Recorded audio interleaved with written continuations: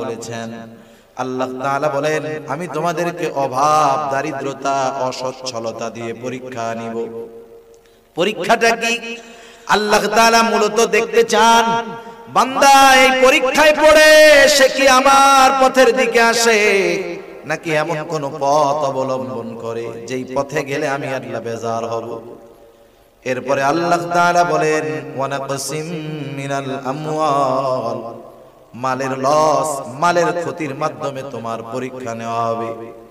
পাশে বড় বাজার, রামদিয়া বাজার, অনেক সময় এমন হয় লক্ষ টাকার মালামাল দোকানের মধ্যে আগুন লেগেছে, পুড়ে সব মুহূর্তের মধ্যে ছাই হয় কি হয় না? আল্লাহ তাআলা এরকম মালের লস দিয়ে পরীক্ষা নেন। ওয়াল আনফুস, জীবনের ক্ষতির মাধ্যমে আল্লাহ তাআলা পরীক্ষা নেন।